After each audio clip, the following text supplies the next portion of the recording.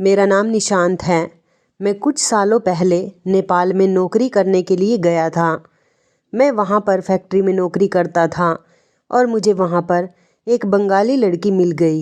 वो मुझे पसंद आ गई थी और इसलिए मैंने उससे शादी कर ली। लेकिन उस लड़की की फैमिली बंगाल में ही रहती थी। मेरी शादी के 6 महीने बाद ही फैक्ट्री में एक हादसा होने की वजह से मेरा एक हाथ कट गया। मेरा एक हाथ कट जाने की वजह से मैं लाचार हो गया था। ये दिन मेरी ज़िंदगी का सबसे बुरा दिन था। इससे पहले मैं अच्छे पैसे भी कमाता था। मैं भोजपुर में अपनी फैमिली को भी पैसे भेजा करता था। लेकिन अब मेरा एक हाथ नहीं था और मेरी एक टांग में फ्रैक्चर भी हो गया था, जिससे मैं चल तो पाता था लेकिन मुझे चलने में बहुत दिक्कत आती थी और मैं लाचार हो गया था। अब जबकि मेरी शादी हो गई थी और मेरा कोई ऐसा सहारा नहीं था जो मुझे कमा कर दे सकता, और इसलिए अब मुझे ही कुछ करना था। मेरी पत्नी ने मुझे एक आइडिया दिया कि क्यों ना मैं मिठाई बनाती हूँ और आप हमारे इस छोटे से घर में ही छोटी सी बैठक बनी हुई है, वहीं पर मेरी बनाई हुई मिठाई बेच लिया करो। मुझे अपनी पत्नी का ये आइडिया काफ़ी पसंद आया और इसलिए मैंने अपने घर की बैठक में मिठाई बेचना शुरू कर दी। मेरी पत्नी सारा दिन घर में रहती और मैं बैठक में बैठकर मिठाई बेचा करता था। मुझे ये काम शुरू किए हुए लगभग 1 हफ्ता हो गया था, लेकिन मेरी सारी मिठाई रखी रखी रह जाती थी। मेरा एक जानने वाला था जो मिठाई बनाने का सामान मार्केट से लाकर मेरी पत्नी को देकर चला जाता था। मैंने अपनी पत्नी से कहा था, शुद्ध मिठाई बनाया करो, मिठाई में कभी मिलावट मत करना, क्योंकि मैं बहुत ईमानदार इंसान था और सारे काम ईमानदारी से करता था। मैं नहीं चाहता था कि मेरी मिठाई से लोगों को कोई नुकसान पहुँचे। मैंने अपनी पत्नी से कहा, पहले ही मेरे साथ इतना बड़ा हादसा गुजर चुका है, इसलिए मैं कोई बेईमानी नहीं करना चाहता और शुद्ध मिठाई बेचूंगा जिससे लोगों को नुकसान नहीं पहुँचे, बल्कि मिठाई खाने से उनकी सेहत अच्छी हो। लेकिन मुझे अपनी दुकान पर बैठे हुए पूरा पूरा दिन गुजर जाता था, कोई मिठाई खरीदने ही नहीं आता था। हमारे घर में एक ही फ्रिज था, वो भी बहुत छोटा था और मैं बासी मिठाई अपने कस्टमर को नहीं बेचना चाहता था। मेरी पत्नी कहती कि अगर हम मिठाई फ्रिज में नहीं रखेंगे तो वो ख़राब हो जाएगी। मेरी पत्नी ने सारी मिठाई ली और मोहल्ले के सारे बच्चों में बांट दी। मेरी पत्नी का नाम श्रेया था और वो बंगाली थी, लेकिन यहाँ पर वो अपने किसी रिश्तेदार के यहाँ पर आई हुई थी। जब मैं यहाँ अपनी फैक्ट्री में काम करता था तब मुझे वो पसंद आ गई थी, इसलिए मैंने उससे शादी करने के लिए कहा। श्रेया ने जब अपने माता पिता से हमारे बारे में बात की तो उसके माता पिता भी हमारी शादी के लिए तैयार हो गए थे, और जब मैंने अपने पेरेंट्स से पूछा तो वो भी हमारी शादी के लिए तैयार हो गए थे। हमने बड़ी सादगी से ही शादी की थी। हम दोनों की फैमिली हमारी शादी के दिन के लिए नेपाल आ गई थी। अब जबकि मैं नेपाल में ही काम करता था, इसलिए मैंने यहाँ पर एक किराए का मकान लिया और अपनी पत्नी के साथ इस किराए के मकान में शिफ्ट हो गया था। मेरी पत्नी हर 6 महीने में यहाँ पर आती जाती रहती थी, इसलिए वह यहाँ की हर चीज़ को जानती थी और उसे यहाँ के हर रास्ते के बारे में मालूम था। मेरी पत्नी बहुत खूबसूरत थी, मैं भी कोई कम खूबसूरत नहीं था। मैं बहुत ही स्मार्ट हूँ।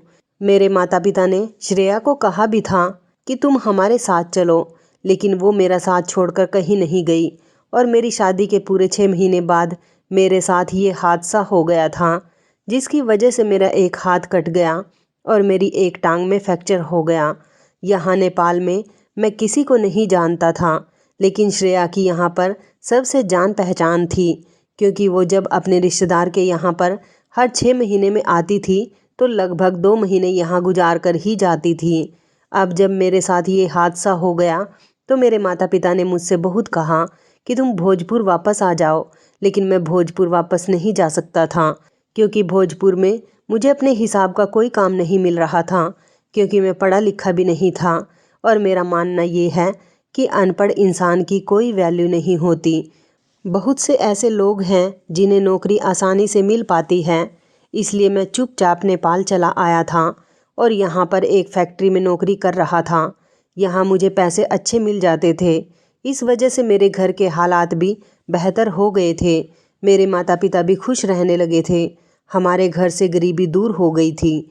मुझे नेपाल में नौकरी करते हुए पूरे 2 साल हो गए थे, इसलिए मुझे नेपाल की ही आदत पड़ गई थी। मैं यहाँ से नहीं जाना चाहता था, इसलिए मैं अपनी पत्नी को लेकर परमानेंट यहीं पर शिफ्ट हो गया था।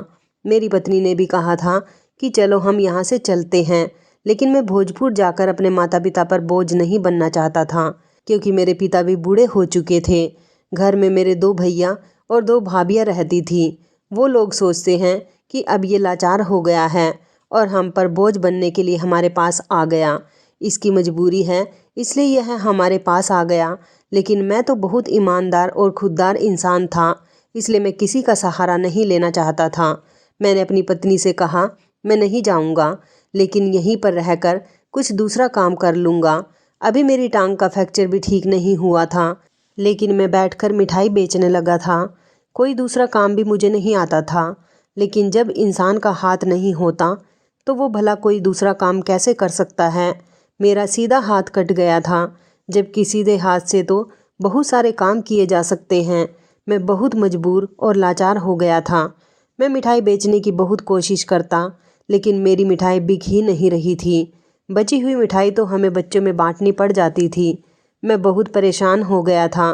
पूरे 1 हफ्ते की मिठाई रोज़ बच्चों में बांटनी पड़ रही थी। मैं बहुत परेशान था, क्योंकि इस तरह से तो कुछ नहीं होने वाला था।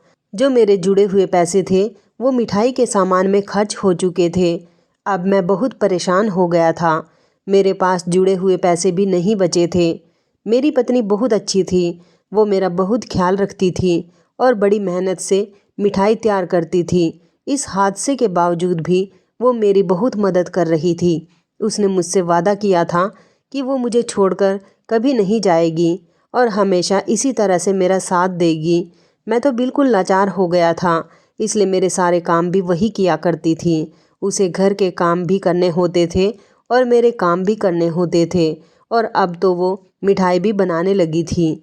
मेरी पत्नी सच में बहुत अच्छी औरत थी। वो बहुत सीधी और मेहनती थी। इस मुश्किल की घड़ी में भी वो मेरा बहुत साथ दे रही थी। अगले दिन भी यही हुआ कि मेरी मिठाई नहीं बिक सकी और ख़राब होने के डर से मेरी पत्नी ने उसे बच्चों में बांट दिया।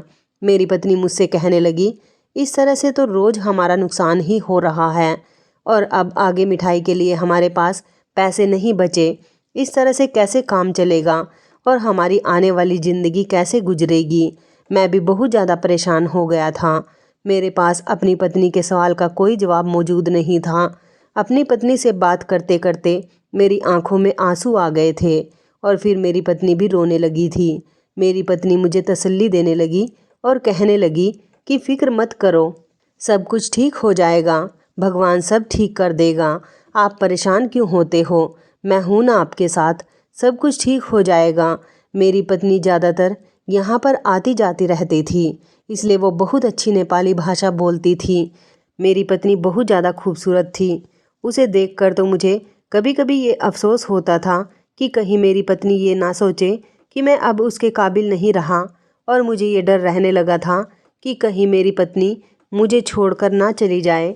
लेकिन मेरी पत्नी कहती थी कि तुम फिक्र मत करो, मैं सब कुछ जानती हूँ, मैं सब कुछ ठीक कर दूँगी, मैं हमेशा आपका साथ दूँगी और कभी बुरे हालात में आपको अकेला छोड़कर नहीं जाऊँगी। लेकिन आगे क्या होगा, अब मुझे इस बात की टेंशन रहने लगी थी। फिर मेरी पत्नी ने मुझे एक सॉल्यूशन बताया, जिसे सुनकर मैं नाराज़ भी हो गया था। मैंने अपनी पत्नी से कहा कि मैं नहीं चाहता कि मेरी पत्नी को दूसरा कोई मर्द देखे, तो तुम्हें कोई ज़रूरत नहीं है। मेरी पत्नी कहना चाह रही थी कि मैं तुम्हारी जगह पर मिठाई बेचती हूँ। मैंने कहा कि मुझे ये बात पसंद नहीं कि तुम दुकान पर बैठकर मिठाई बेचो और दूसरे मर्द आकर तुम्हारी तरफ नज़र डालें। ये बात मुझे बिल्कुल पसंद नहीं, और ये आइडिया तुम्हारे दिमाग में आखिर कहाँ से आया। मैंने कहा, मैं ऐसा कभी नहीं होने दूंगा और तुम्हें कभी दुकान पर बैठने की परमिशन नहीं दूंगा। मेरी पत्नी कहने लगी, ये हमारी दुकान नहीं है, बल्कि ये तो हमारे घर में बना हुआ छोटा सा कमरा है और मुझे कहीं दूसरी जगह तो नहीं जाना। अपने घर में बैठकर ही तो मिठाई बेचनी है, लेकिन मैं आगे नहीं बैठूंगी, बल्कि मैं तो साइड में होकर बैठ जाया करूंगी। मोहल्ले की औरतों को अगर पता चलेगा कि इस दुकान पर औरत बैठकर मिठाई बेचती है, तो आदमियों के साथ साथ औरतें भी मिठाई लेने के लिए आया करेंगी। मर्द तो ज़्यादातर नौकरी पर चले जाते हैं, इसलिए औरतों को भी मिठाई की ज़रूरत होगी, वो खुद ही आकर ले जाया करेंगी। मेरी पत्नी की ये बात तो बिल्कुल सही थी कि औरतों को देखकर औरत दुकान से मिठाई लेकर चली जाएंगी, और हमारे मोहल्ले में वैसे भी औरतों को सामान लेने की बहुत दिक्कत होती थी। और ये बात भी सही थी कि ये कोई दुकान नहीं बल्कि ये तो हमारे घर का कमरा था और मेरी पत्नी अपने घर में ही तो बैठेगी। फिर भी मुझे ये बात पसंद नहीं थी, लेकिन हालात के बारे में सोचते हुए मैंने अपनी पत्नी को परमिशन दे दी। फिर अगले दिन मुझे खबर मिली कि बंगाल से मेरी पत्नी की बहन खुशी आ रही हैं। वो मेरी तबीयत देखने के लिए आ रही थी। वो कुछ देर अपनी बहन के साथ बैठी रही, उसके बाद मेरे पास बैठकर मेरे साथ बातें करती रही। खुशी मेरी पत्नी की बड़ी बहन थी। मेरी पत्नी ने अपनी बहन को हमारे घर की परेशानी भरे हालात के बारे में सुनाना शुरू कर दिया। मैं यही सोच रहा था कि मेरी साली क्या सोचेगी कि ये लड़का हमारी बहन को परेशान रख रहा है। जब मेरी पत्नी ने अपनी बहन को बताया कि वो मिठाई की दुकान पर बैठना चाहती है, तो उसकी बहन को भी इस बात पर कोई ऐतराज़ नहीं हुआ।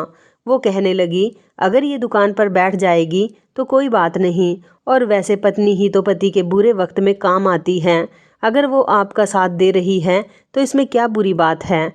और फिर अगर आपकी पत्नी ही आपका साथ नहीं देगी तो फिर आपका साथ कौन देगा, क्योंकि इस अनजान शहर में आपका कोई भी नहीं है। मैं तो अभी भी आपसे यही कहती हूँ कि आप इस शहर से या तो बंगाल आ जाओ या फिर भोजपुर अपने माता पिता के पास चले जाओ। अगर आपको अच्छा नहीं लगता अपनी पत्नी को दुकान पर बैठाना, तो फिर आपको जो ठीक लगे आप वो कर लो। आप दोनों अपनी मर्जी के मुताबिक जैसा ठीक लगे वैसा कर सकते हो। हमें तो कोई परेशानी नहीं। हम इस बारे में किसी को नहीं बताएंगे कि श्रेया दुकान पर बैठती है। मेरी साली ने मुझे अच्छी तरह से समझा दिया था। फिर मैंने सोचा कि चलो मैं अपनी पत्नी को परमिशन दे देता हूँ। मेरी साली 2 दिन हमारे घर पर रुककर जाने लगी, तो जाते जाते उसने अपनी बहन से कहा कि वो अगले महीने फिर से हमारे घर आएगी। मैंने अपनी पत्नी से कहा कि सब ठीक तो है, तुम्हारी बहन इतनी जल्दी बंगाल से नेपाल क्यों आएगी? तुम्हें उससे क्या कोई पर्सनल काम है या फिर तुम्हारी बहन को तुमसे कोई काम है? तो मेरी पत्नी कहने लगी, नहीं ऐसी तो कोई बात नहीं। दरअसल मेरी दीदी का देवर यहाँ पर काम करता है, इसलिए वो अपने देवर के पास भी कभी कभी आ जाती है। इसलिए वो कहने लगी होंगी कि कभी कभी हमसे भी मिलने आ जाया करेंगी। मैंने अपनी पत्नी से कहा कि चलो ठीक है, ये तो अच्छी बात है, क्योंकि मैं तो अभी कहीं जाने की हालत में नहीं था। डॉक्टर ने मुझे सफ़र करने के लिए मना किया था, और फिर मेरी हालत इतनी बुरी थी कि मैं सफ़र कर भी नहीं सकता था और अपनी पत्नी को उसके मायके वालों से भी नहीं मिलवाने के लिए लेकर जा सकता। अच्छी बात थी कि उसके मायके वाले खुद यहाँ आने लगे थे। इसमें मेरा ही फ़ायदा था कि मेरी पत्नी अपने घर वालों से यहीं पर मिलेगी, मुझसे अपने मायके जाने की जिद नहीं करेगी। अगले दिन मैंने अपने एक दोस्त को फ़ोन किया और उससे कुछ पैसे उधार मांगे, क्योंकि मेरे पास मिठाई बनाने के सामान के लिए अब पैसे बिल्कुल ख़त्म हो चुके थे। आज जो मेरे पास मिठाई रखी हुई थी, अगर ये नहीं बिकती तो फिर कल पता नहीं हम क्या करते, क्योंकि हम लोग वैसे ही नुकसान में जा रहे थे। मेरी पत्नी पहले आस पड़ोस के लोगों के यहाँ चक्कर लगाकर आई थी। कहने लगी, मैं थोड़ी देर पड़ोस की औरतों के पास बैठने के लिए जा रही हूँ। मैंने कहा, तुम क्यों जा रही हो? तो मेरी पत्नी कहने लगी कि मैं लोगों के घरों में जाकर कह कर आऊँगी कि ये मेरे हाथ की शुद्ध बनी हुई मिठाई है।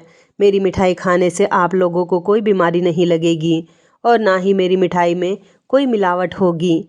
यह बात अभी तक लोगों को नहीं पता है।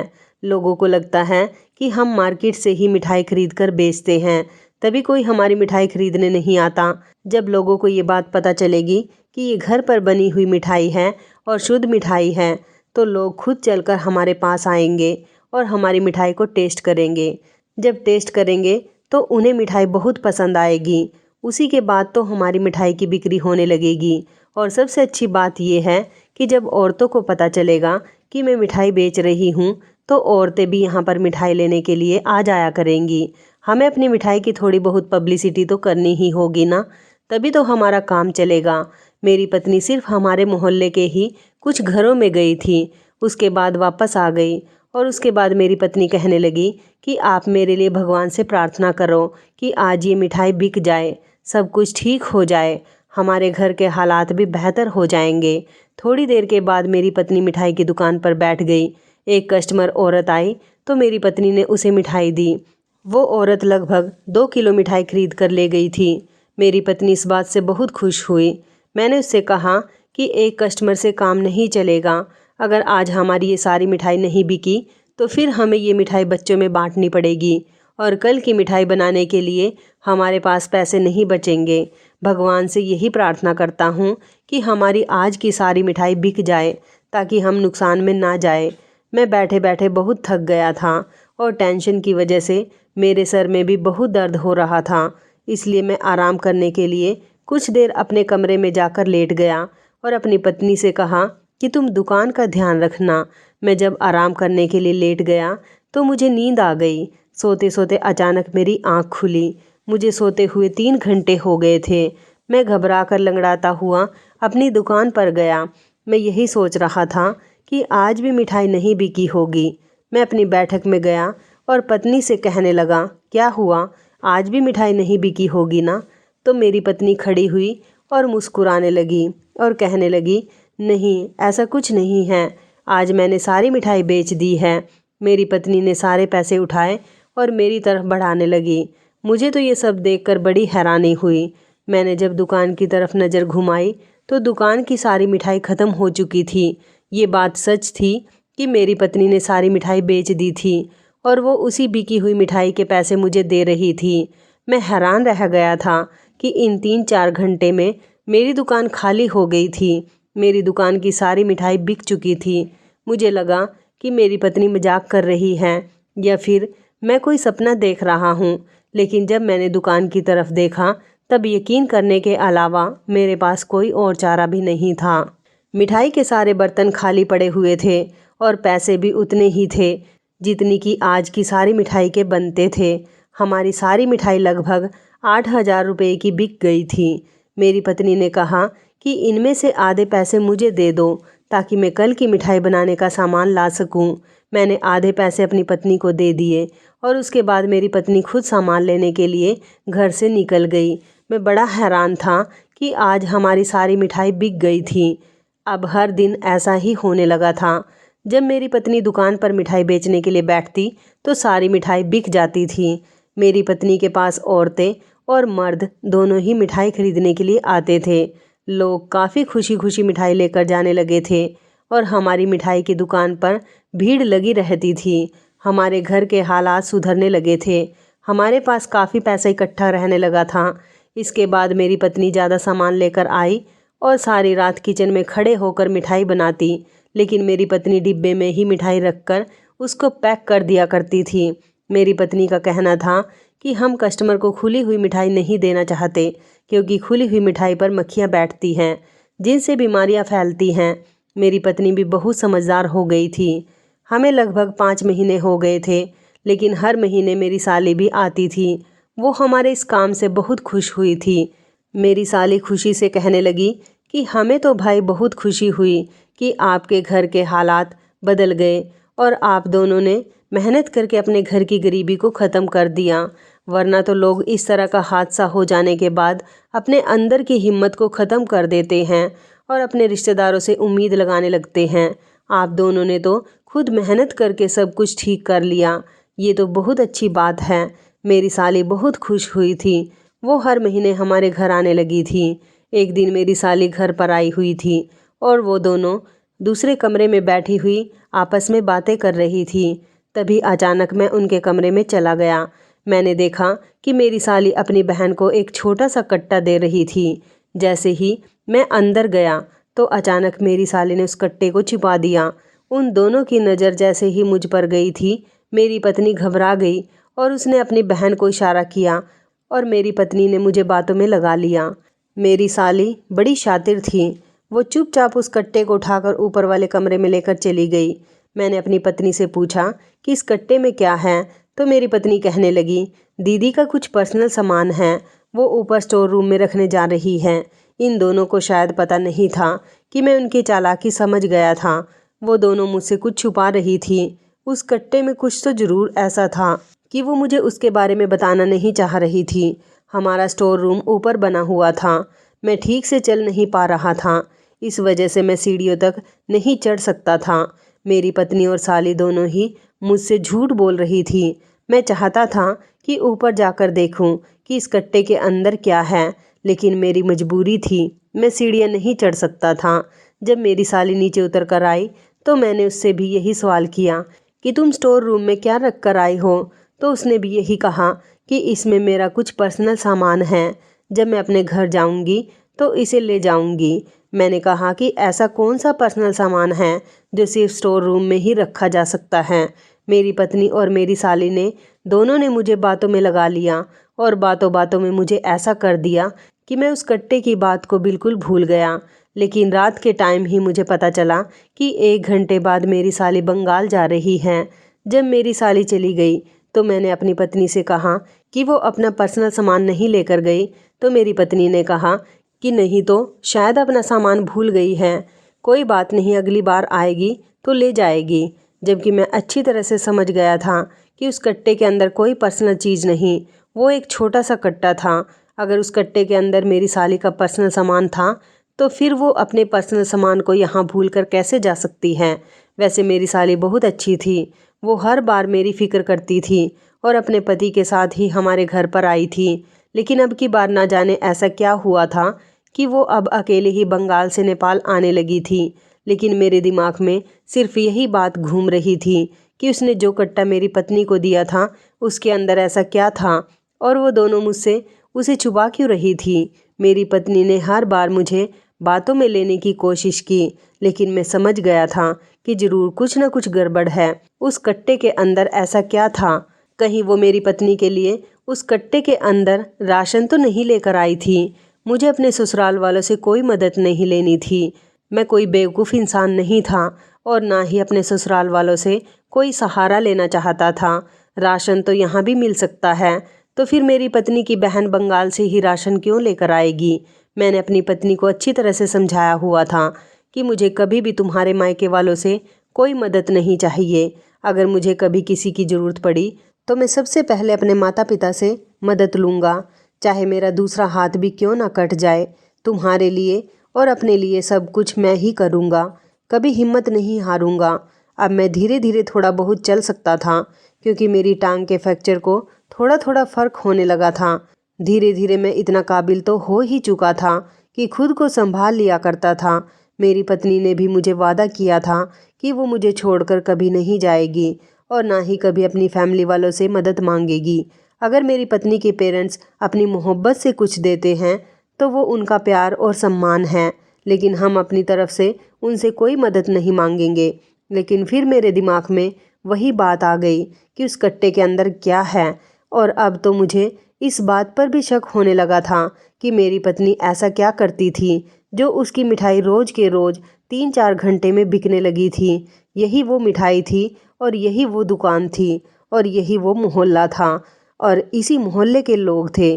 जब मैं बैठता था तो कोई मुझसे मिठाई खरीदने के लिए नहीं आता था, और जिस दिन से मेरी पत्नी ने दुकान पर बैठना शुरू किया था तो 3-4 घंटे में ही सारी मिठाई बिक जाती थी।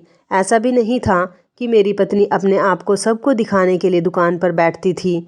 मेरी पत्नी जब दुकान पर बैठती तो वो अपने चेहरे पर मास्क लगा लिया करती थी ताकि उसकी खूबसूरती और उसके खूबसूरत चेहरे को कोई देख ना सके।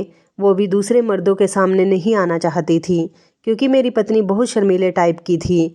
वो तो कभी ऐसे कपड़े भी नहीं पहनती थी जिससे उसका शरीर का थोड़ा सा भी हिस्सा दिख सके। मेरी पत्नी बहुत ही संस्कारी औरत थी, लेकिन ऐसा भी नहीं था कि आसपास के आदमी ये सोचकर आ रहे थे कि इस दुकान पर औरत बैठती है। आदमियों से ज़्यादा तो औरतें आती थी। मुझे कुछ न कुछ तो करना ही था। मेरी पत्नी आराम से मिठाई बेचती और जितने पैसे होते सब लाकर मुझे दे दिया करती थी, और फिर दुकान बंद करने के बाद अगले दिन की मिठाई बनाने के लिए मार्केट से सामान लेने जाती थी।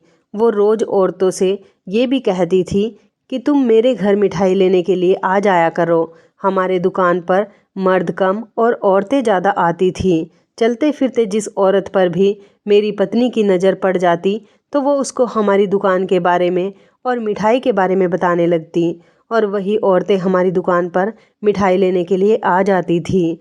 अब मेरी पत्नी ने मिठाई की और ज़्यादा वैरायटी बनानी शुरू कर दी थी। हमारी दुकान की मिठाई बिकते हुए लगभग 8 महीने गुजर चुके थे। मेरी टांग का फ्रैक्चर भी काफ़ी हद तक ठीक हो गया था और मैं ठीक से चल रहा था। मैंने अपनी पत्नी से कहा कि मैं डॉक्टर के पास जा रहा हूँ। मेरी पत्नी वैसे तो मेरे साथ डॉक्टर के यहाँ जाती थी, लेकिन मैं काफ़ी बेहतर महसूस कर रहा था, इसलिए मैंने अपनी पत्नी से कहा कि मैं खुद चला जाऊँगा, तुम दुकान पर बैठो।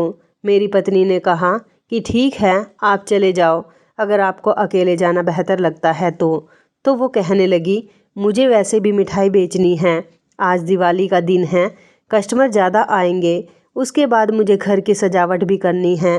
मैंने कहा ठीक है, तुम अपने काम से फ्री हो जाओ, उसके बाद हम दोनों रात को बाहर कहीं घूमने जाएंगे। मेरी पत्नी ये बात सुनकर खुश हो गई थी।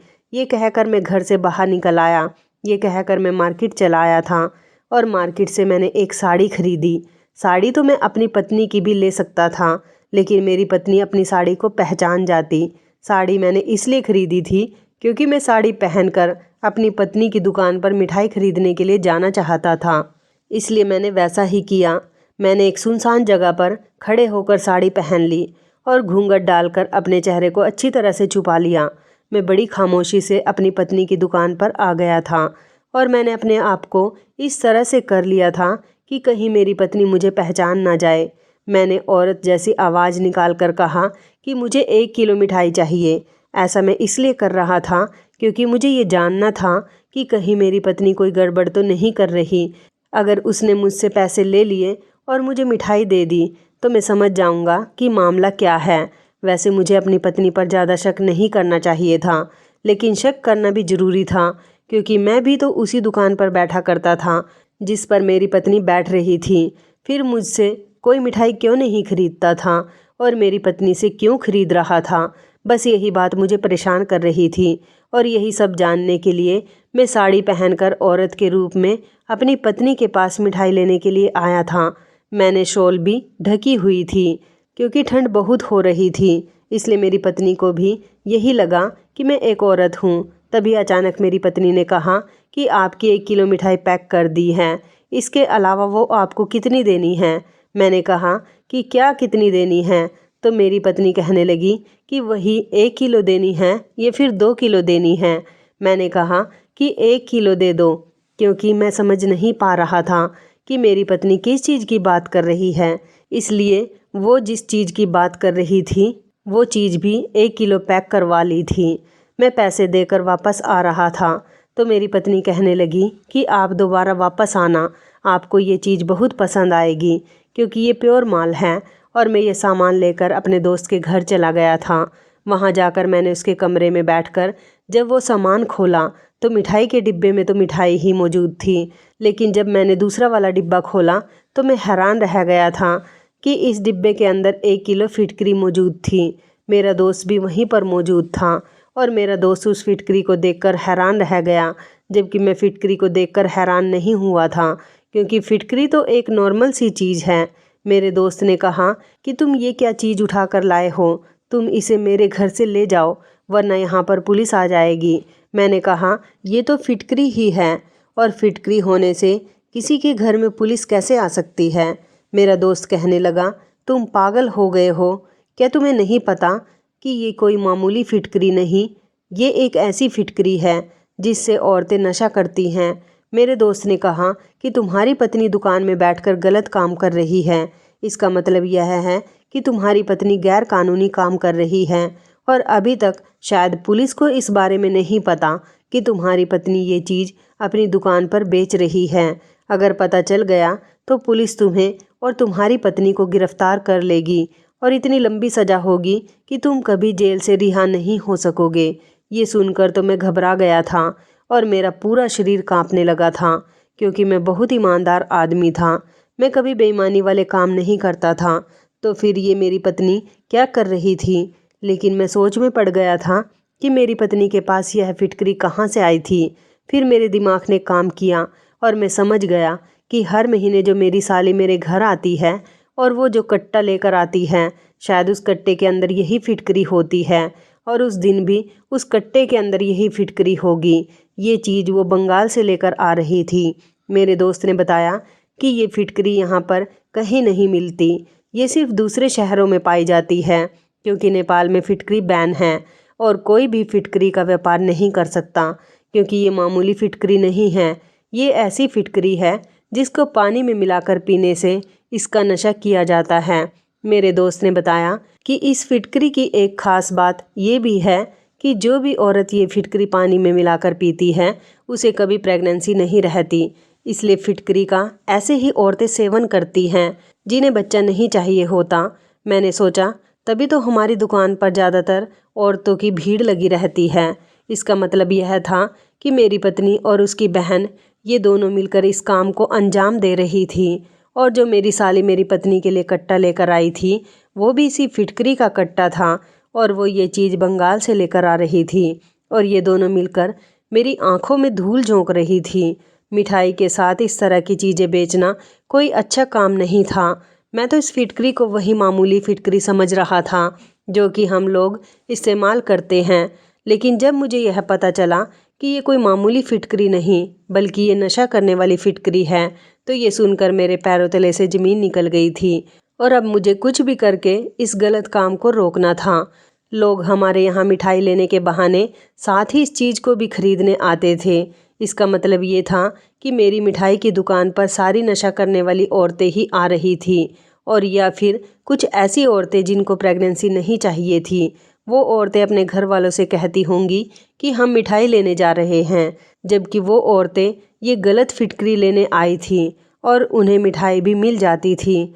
अलग से फिटकरी को भी खरीद लिया करती थी। इस फिटकरी के पैसे मेरी पत्नी मुझे नहीं देती थी, शायद अपने पास ही संभाल कर रख रही थी, लेकिन मिठाई के पैसे तो वो मुझे रोज़ के रोज़ दे दिया करती थी। मैंने अपना सिर पकड़ लिया और मेरा दोस्त कहने लगा कि अब तुम्हें कुछ भी करके इस काम को बंद करवाना होगा, क्योंकि अगर धोखे से भी पुलिस को इस बात की खबर लग गई तो पुलिस तुम्हारे घर को सील कर देगी और तुम दोनों पति पत्नी को जेल में डाल देगी। अपने दोस्त की बात सुनकर तो मैं बहुत ज़्यादा घबरा गया था। मेरे दोस्त ने कहा कि ये वाली फिटकरी नेपाल में बैन है, इसलिए तुम्हारी पत्नी ये फिटकरी यहाँ पर ज़्यादा पैसों में बेच रही है। मैंने सोचा कि ये बहुत गैर कानूनी काम है और मैं ठहरा इज्जतदार आदमी, इसलिए मैं इस तरह का गलत काम कभी नहीं होने दे सकता। मैं फ़ौरन ही घर पर गया और अपनी पत्नी से जाकर सवाल किया कि तुम्हारी बहन हर महीने हमारे घर पर क्यों आती है और क्या लेकर आती है। मेरा सवाल सुनकर मेरी पत्नी चौंक गई और कहने लगी, दीदी तो मेरे लिए कुछ भी नहीं लाती और वो सिर्फ मुझसे मिलने के लिए हर महीने मेरे घर आती है। मेरी पत्नी साफ झूठ बोल रही थी। मैंने अपनी पत्नी को सारी बात बता दी और कहा कि आज मैंने भेष बदल कर तुम्हारी सच्चाई जान ली कि तुम क्या बेचती हो। मेरी बात सुनकर मेरी पत्नी ने सब कुछ एक्सेप्ट कर लिया और कहने लगी कि मैंने कई दिन दुकान पर बैठकर देख लिया था कि कोई कस्टमर नहीं आ रहा था हमारी मिठाई खरीदने के लिए, जबकि मैंने मिठाई बनाने में इतनी मेहनत की। मैं इतनी मेहनत से मिठाई बनाती और साफ़ सफाई का भी बहुत ध्यान रखती थी और चाहती थी कि लोगों को शुद्ध मिठाई मिल सके। मैंने लोगों को यकीन दिलाया कि हमारी मिठाई शुद्ध मिठाई है, इसमें किसी तरह की कोई मिलावट नहीं, लेकिन किसी को मेरी बात पर यकीन नहीं आया और कोई कस्टमर भी हमारी दुकान पर मिठाई खरीदने के लिए नहीं आया था और हमारा भी नुकसान होता चला जा रहा था। मैं बहुत परेशान हो गई थी। फिर एक दिन मैंने किसी से सुना कि यहाँ पर फिटकरी बैन है। फिटकरी इसलिए बैन की गई है क्योंकि यहाँ की फिटकरी से नशा किया जाता है और औरतें फिटकरी का इस्तेमाल प्रेगनेंसी रोकने के लिए भी करती हैं। इसलिए मैंने सोचा कि क्यों ना मैं वो वाली फिटकरी मंगा लूँ और यहाँ पर बेचूँ, तो हमें कुछ फ़ायदा होने लगेगा। अपनी बहन को फ़ोन किया और इस फिटकरी का नाम बताया तो मेरी बहन बंगाल से ये फिटकरी लेकर यहाँ पर आ गई और यही वजह है कि दूसरे शहर में फिटकरी सस्ती मिलती है और हमारे शहर में फिटकरी महंगी। इसलिए हर महीने मेरी बहन कट्टे में भरकर फिटकरी लेकर आ जाती थी। मेरी पत्नी कहने लगी कि इसमें कौन सी बुरी बात है, ये फिटकरी यहाँ के लोगों के लिए सोना है और वो लोग हमसे सोने के भाव ही खरीदते हैं, जबकि हमें ये फिटकरी बंगाल में सस्ती पड़ती है। मैंने अपनी पत्नी को डांट लगाई और कहा कि तुम इस गलत चीज़ की तारीफ़ कर रही हो, तुम्हें शर्म नहीं आती इस तरह का काम करते हुए। मेरी पत्नी कहने लगी कि अगर हमें फिटकरी बेचने से फ़ायदा हो रहा है तो इसमें कौन सी गलत बात है। मैंने पत्नी से कहा, हमारी वजह से लोग नशा कर रहे हैं। सरकार ने नेपाल में फिटकरी को इसलिए बैन किया है क्योंकि यहाँ के लोग गलत संगत में जा रहे थे, और यही काम अगर तुम करोगी तो यहाँ के लोग फिर से गलत संगत में चले जाएंगे। तुम्हें पता है, इस चीज़ का नशा करने से इंसान मौत के करीब तक पहुँच जाता है, लेकिन मैं तुम्हें यह काम हरगिज़ नहीं करने दूंगा। मैंने अपनी पत्नी से कहा कि अगर मेरे भाग्य में पैसा होगा तो मुझे मिल जाएगा, लेकिन ऐसे गलत तरीके से मुझे पैसा कभी नहीं कमाना। आज के बाद तुम ये काम नहीं करोगी, और अगर तुमने यह काम किया तो मैं तुम्हें खुद पुलिस के हवाले कर दूंगा। मेरी यह बात सुनकर मेरी पत्नी घबरा गई थी। कहने लगी कि हमारे घर में तो बहुत सारी फिटकरी मौजूद है, अब इसका मैं क्या करूँगी। मैंने कहा, तुम इस फिटकरी को आग में जला देना ताकि इस फिटकरी के बारे में किसी को पता ना चल सके। मैंने अपनी पत्नी को बताया, इस फिटकरी को बेचने की सज़ा सिर्फ जेल है, और जो ये फिटकरी यहाँ पर बेचेगा उसकी तो जमानत भी नहीं होगी। मेरी पत्नी बुरी तरह से डर गई थी और उसने वो सारी फिटकरी जलाकर राख कर दी। मेरी पत्नी ने अपनी बहन से भी फिटकरी लाने के लिए मना कर दिया था। मेरी टांग का फ्रैक्चर काफ़ी हद तक बेहतर हो गया था, इसलिए मैंने वॉचमैन की नौकरी करने के लिए सोचा, क्योंकि मेरी दोनों टांगें तो ठीक हो गई थी और मेरा एक हाथ भी ठीक था। इसलिए मैं बैठे बैठे वॉचमैन की नौकरी कर सकता था, और अब मैं एक स्कूल में वॉचमैन हूँ। वहाँ पर मुझे अच्छी सैलरी मिलती है। भगवान का लाख लाख शुक्र था कि इस फिटकरी के बारे में किसी को कुछ पता नहीं चला था।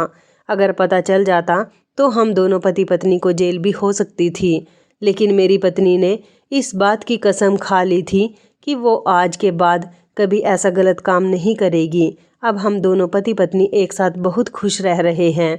लेकिन मैं आपसे यही कहना चाहूँगा कि कभी भी किसी गलत काम करने से पहले 1000 बार सोच लेना। हर ईमानदार इंसान गरीब रहना मंजूर करेगा, लेकिन कभी भी गलत तरीके से पैसा नहीं कमाना चाहेगा। तो इस कहानी के बारे में आपकी क्या राय है, कमेंट करके ज़रूर बताइएगा। दोस्तों, आपको हमारी ये मज़ेदार कहानी कैसी लगी, आप हमें कमेंट बॉक्स में ज़रूर बताएं। यदि आपके पास भी ऐसी कोई प्यारी सी कहानी है या फिर ऐसी कोई कहानी जिससे कुछ शिक्षा मिले, तो आप हमारे साथ उसको ज़रूर शेयर करें। दोस्तों, यदि आपको हमारी ये वीडियो अच्छी लगे तो आप हमारी इस वीडियो को लाइक शेयर ज़रूर करें, और ऐसी ही दिल को छू लेने वाली प्रेरणादायक कहानियाँ सुनने के लिए हमारे चैनल को भी सब्सक्राइब करें। यदि आप हमें फेसबुक पर देख रहे हैं तो आप हमारे फेसबुक पेज को लाइक और फॉलो ज़रूर करें। तो दोस्तों, फिर मिलते हैं ऐसी ही ज़बरदस्त कहानी या टिप्स के साथ नई वीडियो में। तब तक के लिए धन्यवाद। आप सभी अपना ख्याल रखना। आपका दिन शुभ व मंगलमय हो।